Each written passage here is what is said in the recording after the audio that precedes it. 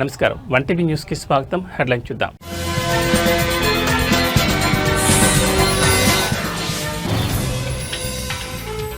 కరూర్ తొక్కిసలాట కేసులో కీలక మలుపు. సిబిఐ విచారణకు సుప్రీం ఆదేశం.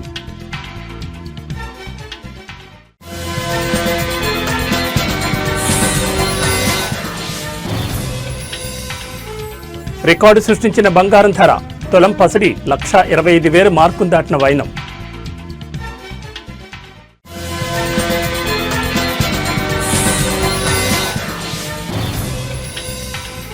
చేవెళ్ల మాజీ ఎమ్మెల్యే కొండా లక్ష్మారెడ్డి కన్నుమూత. కొంతకాలంగా అనారోగ్య సమస్యలతో బాధపడుతున్న లక్ష్మారెడ్డి.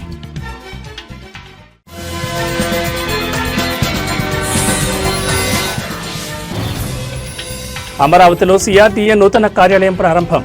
భూములిచ్చిన రైతులతో కలిసి ప్రారంభించిన సీఎం చంద్రబాబు.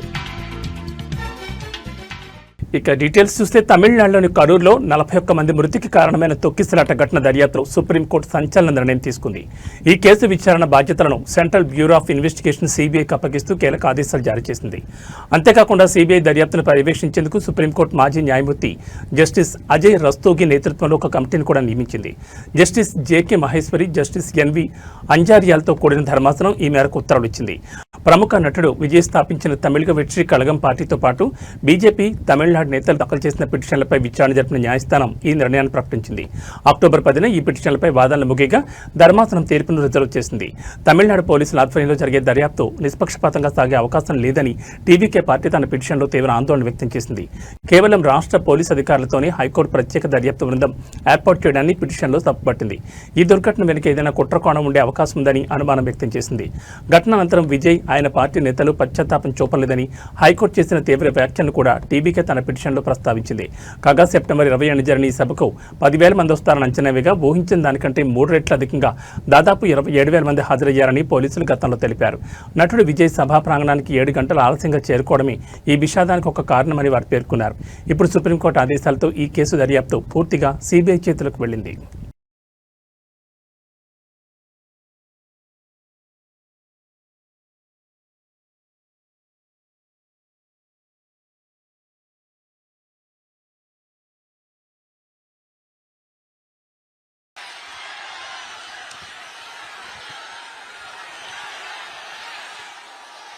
கரூர்ல விமான நிலையம் வந்தா போறீங்களா சார்? போயிடுங்க. அதான் கேட்டேன், அப்பவே கேட்டேன், போயிடுங்க நண்பா, கொஞ்சம் வழி விட்டுருங்க. బంగారం ధరలు కొనుగోలుదారులకు చుక్కలు చూపిస్తూ సరికొత్త గరిష్టాలకు చేరుకున్నాయి. గతంలో ఎన్నడూ లేని విధంగా 10 గ్రాముల బంగారం ధర ఏకంగా 1,25,000 రూపాయల మైలురాయిని దాటి ఆల్ టైం రికార్డు సృష్టించింది. గత 10 రోజులుగా పెరుగుతూ వస్తున్న పసిడి ధర సోమవారం కూడా అదే జోరును కొనసాగించింది. బంగారంతో పాటు వెండి ధరలు కూడా పరుగులు పెట్టడం మార్కెట్లో కలకలం రేపుతోంది. బులియన్ మార్కెట్ వివరాల ప్రకారం సోమవారం 24 క్యారెట్ల 10 గ్రాముల బంగారం ధర 320 రూపాయలు పెరిగి తుది ధర 1,25,400కు చేరింది. అదేవిధంగా 22 క్యారెట్ల పసిడిపై 300 రూపాయలు పెరగడంతో దాని ధర 1,14,950గా నమోదైంది. ఆంధ్రప్రదేశ్, తెలంగాణలో కూడా ఇవే ధరలు అమలవుతున్నాయి. మరోవైపు వెండి ధర కూడా భారీగా పెరిగింది. ఒక్కరోజే కిలో వెండిపై ఏకంగా 5,000 పెరగడంతో తెలుగు రాష్ట్రాల్లో దాని ధర 1,95,000కు చేరింది. పండుగలు, శుభకార్యాలతో సంబంధం లేకుండా ధరలు వరుసగా పెరుగుతుండడం ఆందోళన కలిగిస్తోంది. ప్రస్తుత మార్కెట్ ధరలను బట్టి చూస్తే సమీప భవిష్యత్తులో బంగారం, వెండి ధరలు మరింత పెరిగే అవకాశం ఉందని మార్కెట్ నిపుణులు అంచనా వేస్తున్నారు.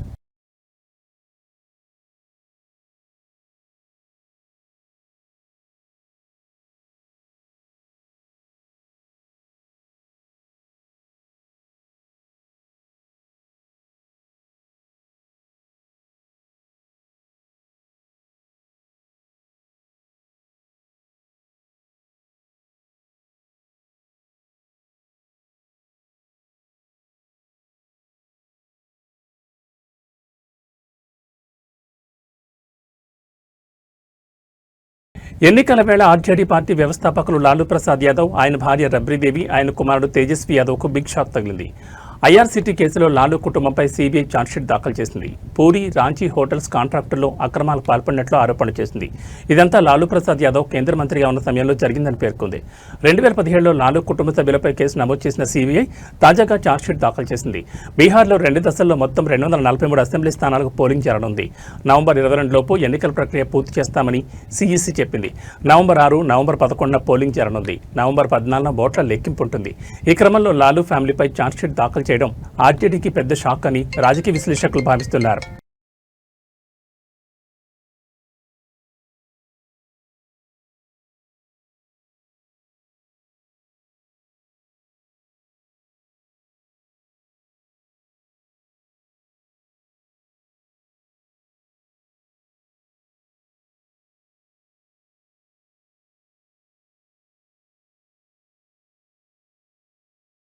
కాంగ్రెస్ పార్టీ సీనియర్ నేత చేవెళ్ల మాజీ శాసనసభ్యుడు కొండా లక్ష్మారెడ్డి ఈ ఉదయం కన్నుమూశారు. గత కొంతకాలంగా అనారోగ్య సమస్యలతో బాధపడుతున్న ఆయన హైదరాబాద్లోని హైదర్గూడ అపోలో ఆసుపత్రిలో చికిత్స పొందుతున్నారు. ఈ క్రమంలో పరిస్థితి విషమించడంతో ఈ రోజు ఉదయం 5:30 తుది శ్వాస విడిచినట్లు ఆయన కుటుంబ సభ్యులు తెలిపారు. ఆయన అంత్యక్రియలు సోమవారం మధ్యాహ్నం 3 గంటలకు మహాప్రస్థానంలో నిర్వహించనున్నట్లు వెల్లడించారు. కొండా లక్ష్మారెడ్డికి రాజకీయాల్లో గొప్ప నేపథ్యం ఉంది. ఆయన ఉమ్మడి ఆంధ్రప్రదేశ్ మాజీ ఉప ముఖ్యమంత్రి కొండా వెంకటరంగారెడ్డికి స్వయాన మనవడం. తన తాత ఆశయాలను స్ఫూర్తిగా తీసుకుని రాజకీయాల్లోకి ప్రవేశించిన లక్ష్మారెడ్డి కాంగ్రెస్ పార్టీలో పలు కీలక బాధ్యతలు చేపట్టారు. ఏపీసీసీ ప్రతినిధిగా, గ్రీవెన్స్ సెల్ చైర్మన్గా సేవలు అందించారు. అంతేకాకుండా ఉమ్మడి రాష్ట్రంలో ఏపీ క్రీడా మండలి చైర్మన్గా కూడా పనిచేశారు. 1999, 2014 ఎన్నికల్లో హైదరాబాద్ నుంచి పోటీ చేశారు. రాజకీయాలతో పాటు జర్నలిజం రంగంపైన కొండా లక్ష్మారెడ్డికి ఎంతో ఆసక్తి ఉండేది. ఈ మక్కువతోనే ఆయన 1980లో ఎన్ఎస్ఎస్ పేరుతో ఒక స్థానిక వార్తా సంస్థను ప్రారంభించారు. జర్నలిస్టుల సంక్షేమానికి కూడా ఆయన ఎంతో కృషి చేశారు. జూబ్లీహిల్స్ జర్నలిస్ట్ కోఆపరేటివ్ హౌసింగ్ సొసైటీకి, హైదరాబాద్ ప్రెస్ క్లబ్కు అధ్యక్షుడిగా కూడా బాధ్యతలు నిర్వర్తించి జర్నలిజం వర్గాల్లో తనకంటూ ప్రత్యేక గుర్తింపు తెచ్చుకున్నారు. ఆయన మృతి పట్ల పలువురు రాజకీయ, జర్నలిస్ట్ ప్రముఖులు సంతాపం వ్యక్తం చేస్తున్నారు.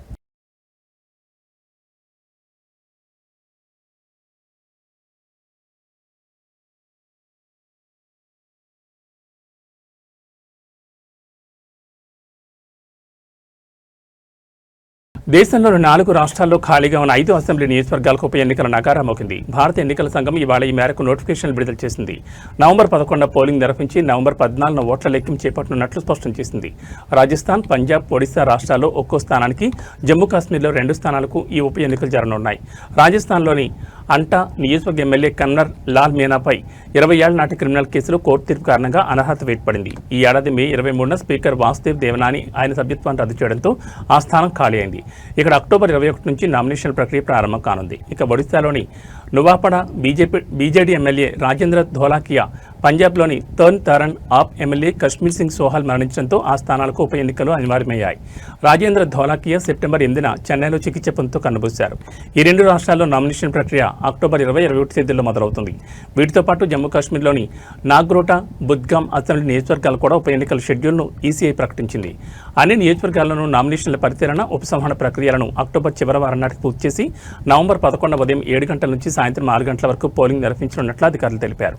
ఈసీఐ ప్రకటనతో ఈ 5 నియోజకవర్గాల్లో ఎన్నికల కోడ్ తక్షణమే అమల్లోకి వచ్చింది.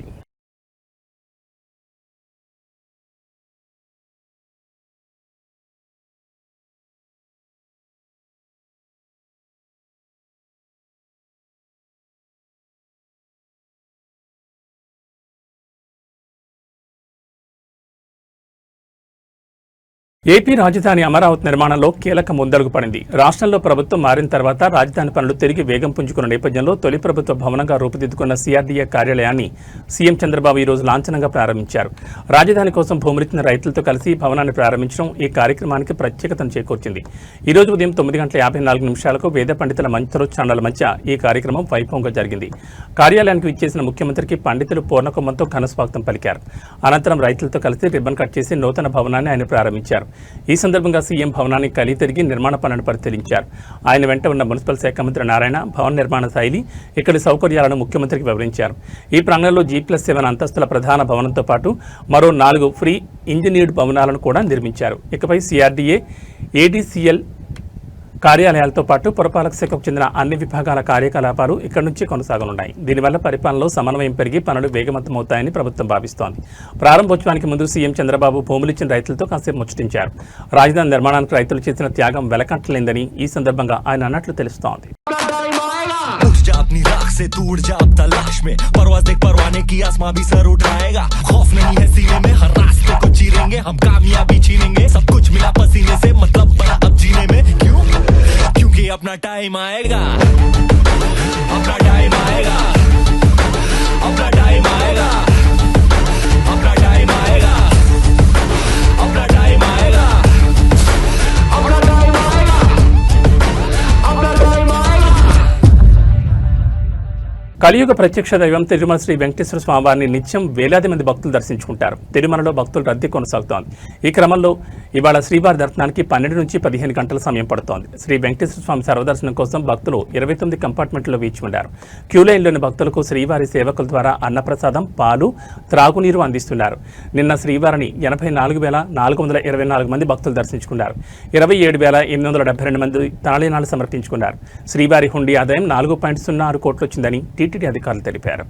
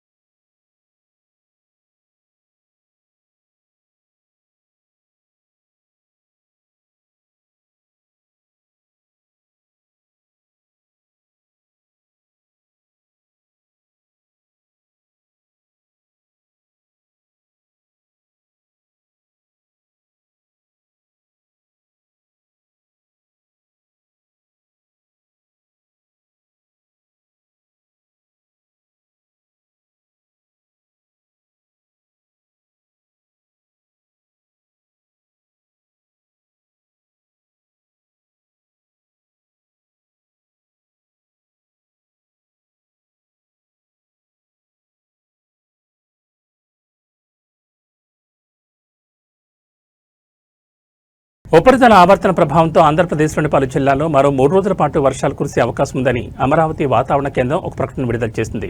మహారాష్ట్ర, మధ్యప్రదేశ్, ఉత్తరప్రదేశ్, బీహార్, జార్ఖండ్, ఛత్తీస్గఢ్, పశ్చిమ బెంగాల్, సిక్కిం, ఒడిశా, తెలంగాణలోని కొన్ని ప్రాంతాల నుంచి రానున్న 2-3 రోజుల్లో నైరుతి రుతుపవనాల ఉపసంహరణకు అనుకూల పరిస్థితులు ఏర్పడినట్లు వాతావరణ కేంద్రం తెలిపింది. నైరుతి బంగాళాఖాతం దక్షిణ తమిళనాడు తీర ప్రాంతాలపై ఉపరితల ఆవర్తనం సగటు సముద్ర మట్టానికి సుమారు 5.8 కిలోమీటర్ల ఎత్తు వరకు వ్యాపించున్నట్లు పేర్కొంది. అంతేకాకుండా ఉత్తర తమిళనాడు తీరం, నైరుతి బంగాళాఖాతం ప్రాంతాల్లో సగటు సముద్ర మట్టానికి 3.1 కిలోమీటర్ల ఎత్తులో మరో ఉపరితల ఆవర్తనం ఉండగా అది నైరుతి బంగాళాఖాతం దక్షిణ తమిళనాడు తీరం మీదుగా ఉన్న మరో ఆవర్తనంతో కలిసిపోయిందని తెలిపింది. దీని ప్రభావంతో రాబోయే 3 రోజుల పాటు ఆంధ్రప్రదేశ్లోని ఉత్తర, దక్షిణ కోస్తా జిల్లాలు, రాయలసీమ ప్రాంతాలు, యానాంలో తేలికపాటి నుంచి మోస్తరు వర్షాలు కురిసే అవకాశం ఉంది. కొన్ని ప్రాంతాల్లో ఉరుములు, మెరుపులతో కూడిన వర్షాలు కూడా కురిసే అవకాశం ఉందని వాతావరణ శాఖ అంచనా వేసింది.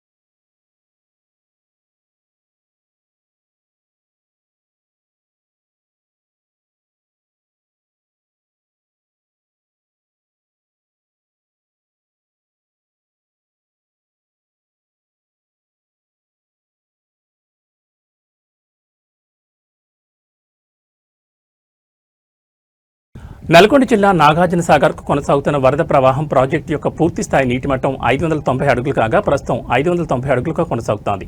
దీంతో 8 గేట్లెత్తి దిగువకు నీటిని విడుదల చేస్తున్నారు అధికారులు. ఇన్ఫ్లో 1,17,562 క్యూసెక్కులు కాగా అవుట్ఫ్లో 1,17,562 క్యూసెక్కులుగా కొనసాగుతోంది. దీంతో విద్యుత్ కేంద్రం ద్వారా విద్యుత్ కొనసాగుతున్నట్లు అధికారులు తెలిపారు. ఆదివారం మధ్యాహ్నం 12 గంటలకు డ్యాం పూర్తి స్థాయి నీటి మట్టం 590 అడుగులకు గాను ప్రస్తుతం 590 అడుగుల వద్ద ఉందని, దీంతో డ్యాం అధికారులు 8 గేట్లను 5 అడుగుల మేర పైకి ఎత్తి దిగువకు నీటిని విడుదల చేశారు. ప్రస్తుతం ఇన్ఫ్లో 1,17,562 క్యూసెక్కులు కాగా అవుట్ఫ్లో 1,17,562 క్యూసెక్కులుగా ఉందన్నారు. జల విద్యుత్ కేంద్రంలో విద్యుత్ ఉత్పత్తి కొనసాగుతున్నట్లు తెలిపారు. నల్లగొండ జిల్లా నాగార్జున సాగర్ ప్రాజెక్టుకు వరద ప్రవాహం కొనసాగుతున్నట్లు ప్రాజెక్టు అధికారులు ఆదివారం మధ్యాహ్నం 12 గంటలకు తెలిపారు. డ్యాం పూర్తి స్థాయి నీటి మట్టం 590 అడుగులకు గాను ప్రస్తుతం 590 అడుగుల వద్ద ఉందని, దీంతో డ్యాం అధికారులు 8 గేట్లను 5 అడుగుల మేర పైకి ఎత్తి దిగువకు నీటిని విడుదల చేశారు. ప్రస్తుతం ఇన్ఫ్లో 1,17,562 క్యూసెక్కులు కాగా అవుట్ఫ్లో 1,17,562 క్యూసెక్కులుగా ఉందన్నారు. జల విద్యుత్ కేంద్రంలో విద్యుత్ ఉత్పత్తి కొనసాగుతున్నట్లు తెలిపారు. నల్లగొండ జిల్లా నాగార్జున సాగర్ ప్రాజెక్టుకు వరద ప్రవాహం కొనసాగుతున్నట్లు ప్రాజెక్టు అధికారులు జూబ్లీహిల్స్ అసెంబ్లీ నియోజకవర్గంలో రాజకీయ వేడి మొదలైంది. ఉప ఎన్నికకు కేంద్ర ఎన్నికల సంఘం నోటిఫికేషన్ జారీ చేయడంతో ప్రధాన పార్టీలు అస్త్రశస్త్రాలు సిద్ధం చేసుకుంటున్నాయి. నేటి నుంచి నామినేషన్ల స్వీకరణ ప్రక్రియ ప్రారంభం కావడంతో ఎన్నికల హడావుడి అధికారికంగా మొదలైంది. ఎన్నికల షెడ్యూల్ ప్రకారం 13 నుంచి 21 తేదీ వరకు అభ్యర్థులు తమ నామినేషన్లు దాఖలు చేయొచ్చు. 22న నామినేషన్ల పరిశీలన ఉంటుంది. నామినేషన్ల ఉపసంహరణకు అక్టోబర్ 24 తేదీన చివరికి అడుగుగా నిర్ణయించారు. నవంబర్ 11న పోలింగ్ నిర్వహించి 14వ తేదీన ఓట్ల లెక్కింపు చేపడతారు. నవంబర్ 16 నాటికి ఎన్నికల ప్రక్రియ మొత్తం ముగుస్తుందని అధికారులు తెలిపారు. ఈ ఉప ఎన్నికకు సంబంధించి షేక్పేట్ ఎంఆర్ఓ కార్యాలయంలో నామినేషన్ల స్వీకరణకు అన్ని ఏర్పాట్లు పూర్తి చేశారు. జిల్లా ఎన్నికల అధికారి జీహెచ్ఎంసీ కమిషనర్ ఆర్వి కర్ణన్ స్వయంగా ఏర్పాట్లను పరిశీలించారు. ఎన్నికల సంఘం నిబంధనలకు అనుగుణంగా ప్రక్రియను సజావుగా నిర్వహించాలని రిటర్నింగ్ అధికారి సాయిరాంకు ఆయన సూచనలు చేశారు. అభ్యర్థుల సౌలభ్యం కోసం సువిధ పోర్టల్ ద్వారా ఆన్లైన్లో నామినేషన్ పత్రాలు నింపే అవకాశం కల్పించారు. అయితే ఆన్లైన్లో వివరాలు నమోదు చేసినప్పటికీ అభ్యర్థి తప్పనిసరిగా రిటర్నింగ్ అధికారి ముందు స్వయంగా హాజరై సంతకం చేసి ప్రమాణం చేయాల్సి ఉంటుంది. ఇక ప్రధాన పార్టీల అభ్యర్థుల విషయానికి వస్తే బీఆర్ఎస్ తరఫున మాజీ ఎమ్మెల్యే మాగంటి గోపీనాథ్ సతీమణి మాగంటి సునీత గోపీనాథ్ బరిలో నిలిచారు. కాంగ్రెస్ పార్టీ నుంచి నవీన్ యాదవ్ పోటీ చేయనున్నారు. భారతీయ జనతా పార్టీ తమ అభ్యర్థిని 1-2 రోజుల్లో ప్రకటించే అవకాశం ఉంది. దీంతో జూబ్లీహిల్స్లో త్రిముఖ పోటీ తప్పదని రాజకీయ విశ్లేషకులు భావిస్తున్నారు. ఈ నెల 22 నామినేషన్లను పరిశీలిస్తారు. నవంబర్ 11 పోలింగ్ నిర్వహించి 14న కౌంటింగ్ చేస్తారు. షేక్పేట తహసీల్దార్ కార్యాలయంలో నామినేషన్లు స్వీకరిస్తారు రిటర్నింగ్ ఆఫీసర్. జూబ్లీహిల్స్ నియోజకవర్గంలో మొత్తం 3,98,982 మంది ఓటర్లున్నారు. ఇందులో 2,07,367 మంది పురుష ఓటర్లు కాగా 191,590 మంది మహిళా ఓటర్లు. జూబ్లీహిల్స్ ఉప ఎన్నిక ప్రధాన పార్టీలకు ప్రతిష్టాత్మకంగా మారడంతో పోటీ రసవత్తరంగా ఉండబోతోంది.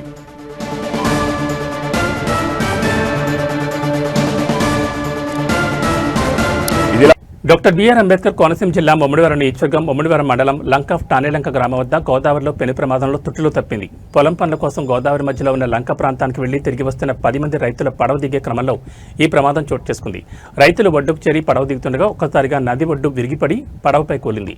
విరిగిపడిన ఒడ్డుతో పాటు సీసీ రోడ్ కూడా పడవపై పడడంతో పడవ క్షణాల్లో గోదావరిలో మునిగిపోయింది. అయితే అప్రమత్తమైన పడవలోని 10 మంది రైతులు వెంటనే గోదావరిలోకి దూకి ఈదుకుంటూ సురక్షితంగా ఒడ్డుకు చేరుకున్నారు. రైతులు ప్రాణాలతో సురక్షితంగా బయటపడడంతో లంక వాసులు స్థానికులు ఊపిరి పీల్చుకున్నారు.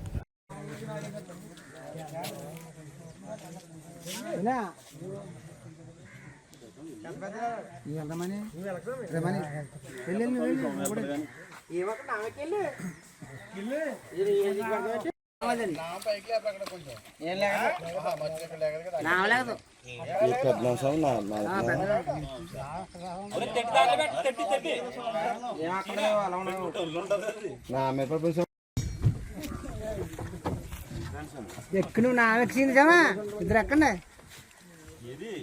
అప్పుడు నామా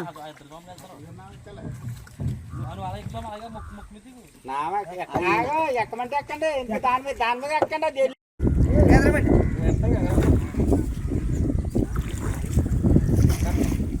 ఎక్కమంటారు స్వామి కంగా పడుతుంది చెట్లు చెట్లు అట్టుకుంటూ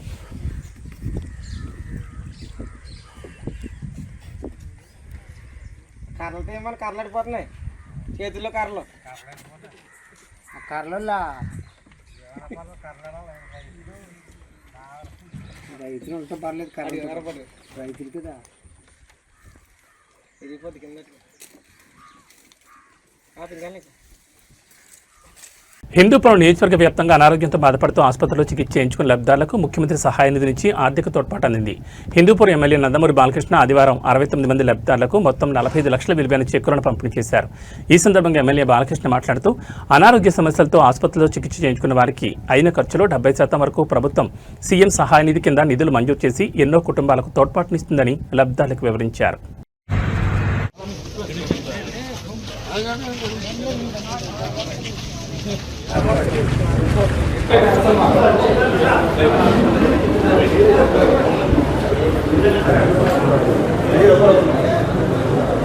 తీసుకోవచ్చు ఫోటో తీసుకుపోతారా?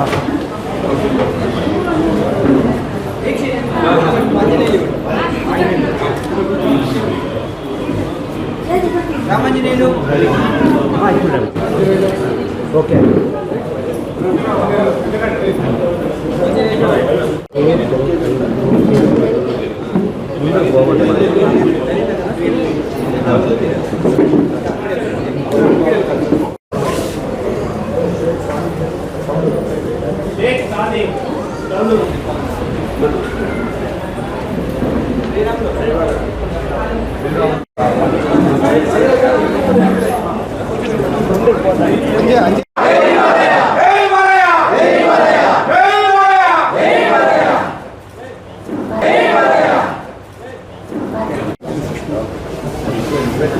నూజివీడు నియోజకవర్గం ముసునూరు మండలంలోని చింతలపల్లి గ్రామంలో నెలకొన్న భూ సమస్యలపై రాష్ట్ర సమాచార గృహ నిర్మాణ శాఖ మంత్రి పార్థసారథి తీవ్ర ఆగ్రహం వ్యక్తం చేశారు. ఆదివారం గ్రామంలో పర్యటించిన మంత్రి సమస్యలను తక్షణం పరిష్కరించాలని అధికారులను ఆదేశించారు.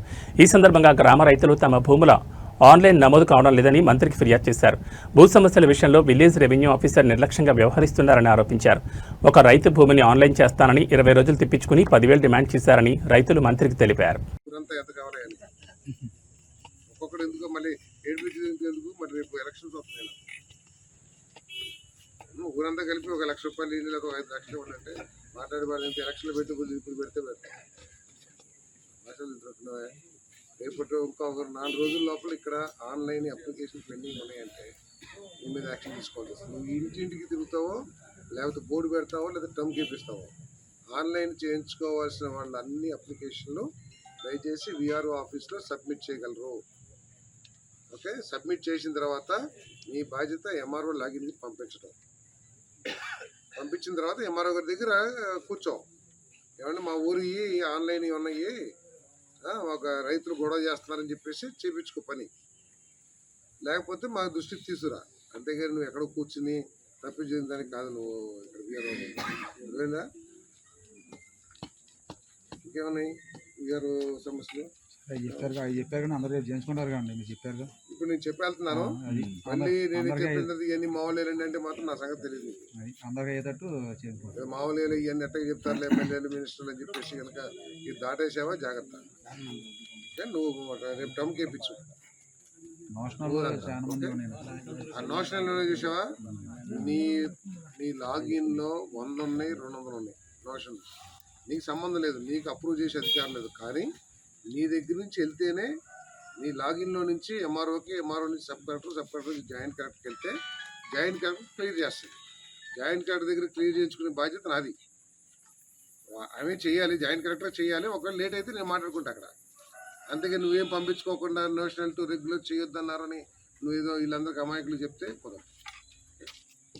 తర్వాత ఈ గొర్రెల దారి ఏదో చూసావా, నాకు 2-3 రోజుల్లో ఎవరైనా సరే అవతల పెద్దోడు కానీ చిన్నోడు కానీ దాన్ని దారి ఇచ్చిన తర్వాత నాతో మాట్లాడాలి. నువ్వు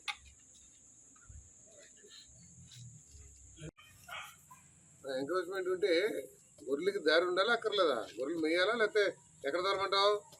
వరి పొలాలు దొరమంటావా? మరి దానికి దారి ఇబ్బంది పడుతుంటే నువ్వు అది ఇప్పించలేవా? ఏం చేస్తాను నువ్వు ఇక్కడ ఉండేది? అసలు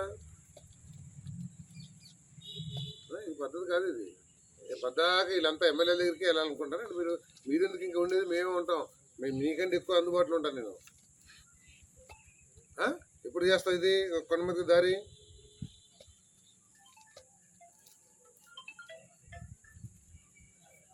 నీ పవర్ ఏంటి? నీ పవర్ ఏంటి అసలు? అంటే భూములు కాపాడే పవర్ నీది కదా, అది కదా. మరి ఏంటి ఆర్ఎన్ తీసుకొస్తాను లేకపోతే ఏం చేస్తాను? నీకేమన్నా లావాదేవీలు ఉన్నాయేంటి? ఆర్ఎన్ తీసుకొస్తాను ముందు నీ లెవెల్లో చేయకోకుండా.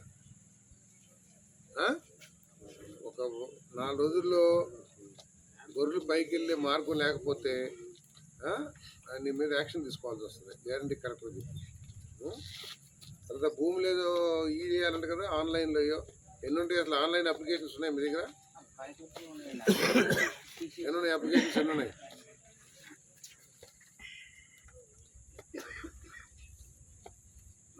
నలుగురికైనా ఆన్లైన్ కావాల్సింది?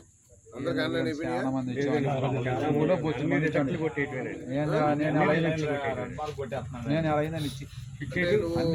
నీ లెవెల్లో రెడ్ మార్క్ కొడతావా లేకపోతే ఎంఆర్ఓకి ఆర్డీఓకి వెళ్తే రెడ్ మార్క్ వస్తుందా?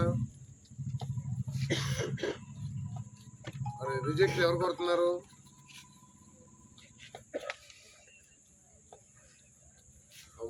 నీ ఉద్దేశం రిజెక్ట్ అవ్వవు అంటే నువ్వే రిజెక్ట్ చేస్తున్నావా? మరి వీళ్ళంతా మా అన్ని రిజెక్ట్ చేస్తున్నారని అంటున్నారు.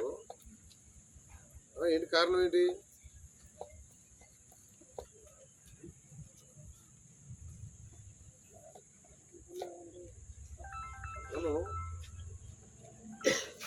మరి ఇక్కడంతా ఎందుకు అంటున్నారు మరి ఆన్లైన్ కాలేదని? ఎవరెవరు ఉన్నాయి? ఎవరో చెప్పండి, పేర్లు చెప్పండి. ఎవరెవరు వెళ్ళదు? ఆన్లైన్ ఎవరెవరు ఉన్నాయి? పేరు రాసా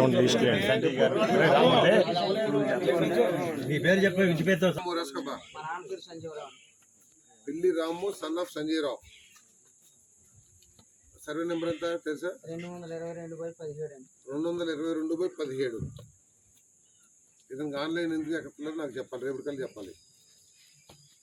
నీకు తెలిసిపోతుందా ఆన్లైన్ ఎందుకు ఎక్కట్లేదు, ఎందుకు ఎక్కింది, ఎక్కే అవకాశం ఉందా లేదా చెప్పగలవా? మీరు ఇట్టా ఇచ్చే నేను డీడీఆర్సీలో గట్టిగా మాట్లాడితే రేపు ముక్కలు పాడు వెళ్ళేసి మీ సబ్ కలెక్టర్ గారు ఎన్నికల నెంబర్ ఇచ్చేస్తారా? మెదక్ జిల్లా కొల్చార మండలం రంగంపేటలోని ప్రాథమిక ఆరోగ్య కేంద్రాన్ని కలెక్టర్ ఈరోజు ఆకస్మికంగా తనిఖీ చేశారు. ఆకస్మిక తనిఖీల్లో భాగంగా కలెక్టర్ ఆసుపత్రిలోని రికార్డులు, మౌలిక సదుపాయాలను క్షుణ్ణంగా పరిశీలించారు. ఓపీ రిజిస్టర్, రోగుల వివరాలు మరియు వారికి అందిస్తున్న చికిత్సను తనిఖీ చేశారు. సిబ్బంది హాజరు పట్టిక, సిబ్బంది సమయపాలన, పూర్తి హాజరును నిర్ధారించుకున్నారు. మందుల స్టాక్ రిజిస్టర్, ఆసుపత్రిలో మందుల నిల్వలు, వాటి సరఫరా గురించి అడిగి తెలుసుకున్నారు. ఆసుపత్రి పరిసరాలు, ఆసుపత్రి లోపల బయట పరిశుభ్రతను పరిశీలించారు. సీజనల్ వ్యాధుల కేసులు ఏమైనా ఉన్నాయా, వాటికి సంబంధించిన మందులు అందుబాటులో ఉన్నాయని ఆరా తీశారు.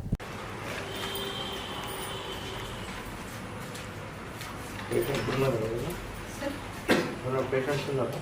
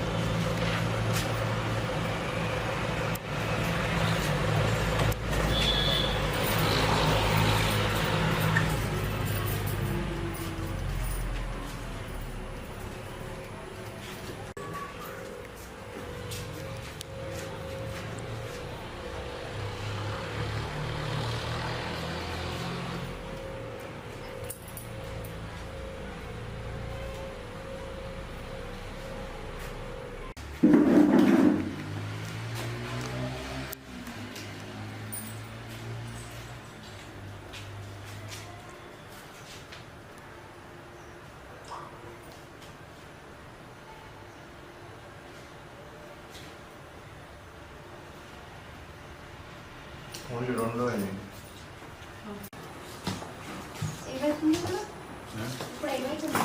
ఇంటికంటే అయితే కాలు చూస్తే నడుము బాగా వస్తుంది. ఈ నడక తినేస్తుంది.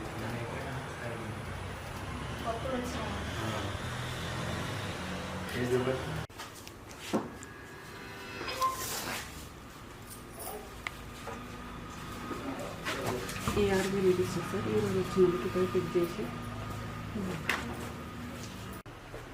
Delivery planning చేస్తుండ్రా?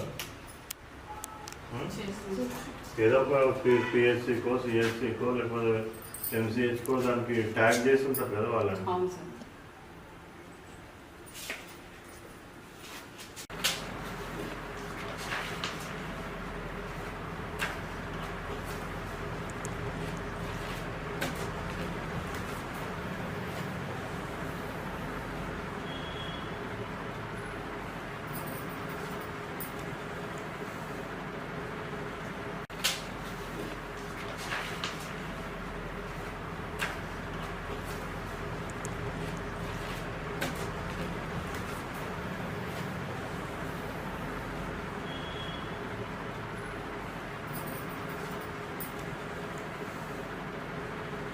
ఏబీ బులెటిన్ విశేషాలు మరో బులెటిన్లో మళ్ళీ కలుసుకుందాం. నమస్కారం.